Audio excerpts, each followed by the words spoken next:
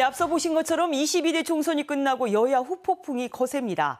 정치맥 이 시간 킹핀 정책 리서치 오승용 대표 모시고 총선 결과에 대한 평가와 전망 이야기 나눠보겠습니다. 대표님 어서 오십시오. 네, 안녕하십니까. 이 더불어민주당이 압도적인 의석으로 원내 일당됐습니다. 범야권 192석이 이제 확보됐는데 이렇다면 향후 전국 어떻게 변화하는 겁니까? 일단 진보 정당이 3번 연속 승리한 총선이라는 의미가 있고요. 윤석열 정부에 대한 국민들의 준엄한 민심을 확인할 수 있었다라는 점에서 이번 총선의 의미를 찾을 수 있을 것 같습니다. 그렇지만 개인적으로 좀 한 가지 아쉬운 부분은 한껏 활시를 당겨서 화살을 쐈는데 화살이 바로 발 앞에 떨어졌 그런 느낌이라고 할 수 있을 것 같습니다. 윤석열 정부를 심판한다고 했는데 의석수에 있어서 21대 총선과 비교했을 때 큰 차이가 없다라는 거고 그동안 윤석열 대통령이 보여줬던 거부권의 정치를 변화시킬 만한 의석수 도달에도 실패했다라는 겁니다. 결국 과거 2년 동안의 갈등과 반목, 끊임없이 국정난맥이 이어지던 정치가 앞으로 3년 동안 그대로 재현될 가능성이 농후해졌기 때문에 국민들 입장에서는 다소 좀 허탈한 선거 결과로 받아들일 수도 있을 것 같습니다. 그런 의미에서 국민의힘은 가까스로 또 개헌 저지선을 지켜냈습니다. 야권의 주도권을 그래도 내주면서 어려운 상황을 맞게 됐는데 어떤 어려움들에 직면을 할 수가 있을까요? 국민의힘이 과연 당정 관계에 있어서 주도권을 쥐고 갈 수 있을 것인가? 저는 좀 부정적으로 보고 있습니다. 왜냐하면 의석수에 있어서 21대보다도 조금 몇 석 늘어난 측면에서 재논의 물대기식 책임 면탈 해석을 할 가능성이 높고요. 또 하나는 과거 국민의힘은 친윤 일색은 아니었지만 이번 국민의힘 의원들은 어찌됐건 친윤 일색의 의원들로 더 순도가 높은 의원들로 꾸려져 있기 때문에 옥새 전략으로 나올 가능성도 생겼다라고 할 수 있을 것 같습니다. 윤석열 대통령은 새로운 국민의힘 의원들과 함께 법치주의를 강화하고 정치의 사법화를 심화하는 방향으로 가는 것 아닌가 하는 우려의 마음도 있습니다.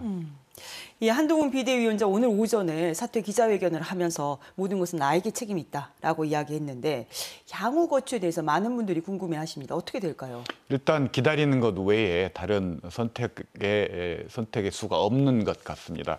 책임이 본인에게 모든 책임이 있고 대통령실에 책임이 있지 않다라고 이야기를 하면서 본인이 선거 패배의 모든 책임을 뒤집어쓰고 물러나는 모양새를 갖췄습니다. 대통령실은 재빠르게 총리와 수석급 사의 표명을 하도록 했고요. 결국 이번 선거 패배의 모든 책임이 윤석열 대통령에게 있으면서도 지금 현재 총선 패배에 대한 책임은 한동훈 비대위원장과 참모들에게 떠넘기는 그런 모양새로 가고 있는데 국민들이 진정으로 총선 민심을 통해 바랐던 것은 윤석열 대통령이 뭔가 그 이전 2년 동안의 국정수행과 변화하는 태도를 보일 것을 기대했던 것 같은데 이번 총선 패배에 대한 첫 번째 반응은 전혀 그러한 측면에서 변화가 없는 모습인 것 같습니다. 용산에서 오늘 발표 나오기를 윤 대통령 어떤 결과가 나오더라도 민심이라고 받아들이겠다. 애초 그렇게 생각을 하셨다라는 말씀이 취지였었어요.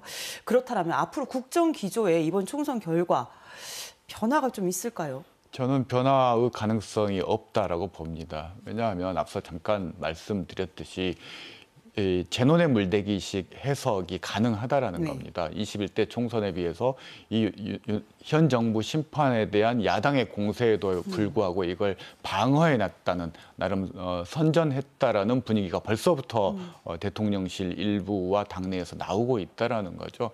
이런 상황에서 변화를 기대하는 것은 아마 우물에서 숭늉을 찾는 격일 거라고 저는 보고 있습니다. 알겠습니다.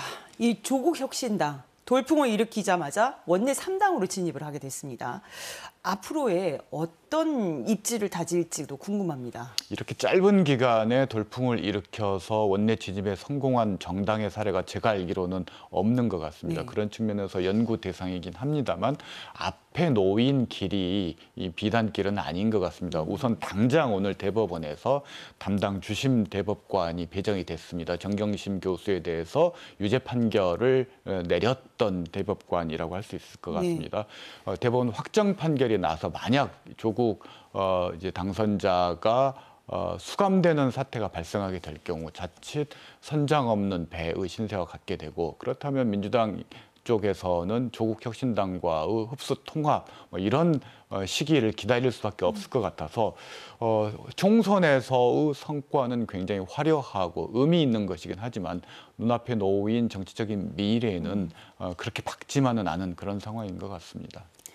이 광주 전남 18개 선거구 이변 없이 또 파란 깃발 꽂혔습니다. 이 가운데 그런데 12곳이 현역이 교체됐어요.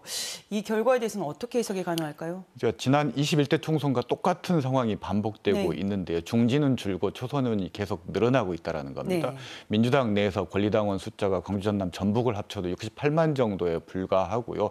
경기도 한 지역만 100만이 넘어선 상황에서 민주당 내에서 호남이 가지고 있는 정치적 위상 자체도 이제 좀 주변화되고 소외되고 있는 측면들이 있다. 이런 것들이 공천 과정에서 그대로 드러났고 네. 특히나 어떤 정치적 존재감에 있어서 스스로 역량을 키워가는 공천 과정이 되어야 되는데 네. 이번 민주당 경선 과정을 보면 호남의 비전이나 미래, 호남 정치의 어떤 복원이라든 큰 중요한 주제보다는 누가 이재명 대표와 친하냐에 의해서 공천이 결정되는 그런 과정도 겪었다라는 거죠. 여러 측면에서 호남 정치의 변화를 위한 어떤 고민이 필요한 지점인 것 같습니다. 이번에 또 새로운 미래 이낙연 후보 굉장히 좀 저조한 성적표였습니다. 13.84, 15%에도 미치지 못했어요. 향후 정치 행보 어떻게 될 거라고 보십니까? 일단 감옥에 있는 송영길 후보보다도 낮은 득표율이고 선거비를 100% 보전받을 수 있는 15% 득표율도 실패했습니다. 사실상 정계 은퇴 수순이라고 봐야 될 것 같습니다. 알겠습니다. 시간 관계상 오늘 말씀 여기까지 듣겠습니다. 앞으로도 자주 모시고 말씀 듣겠습니다.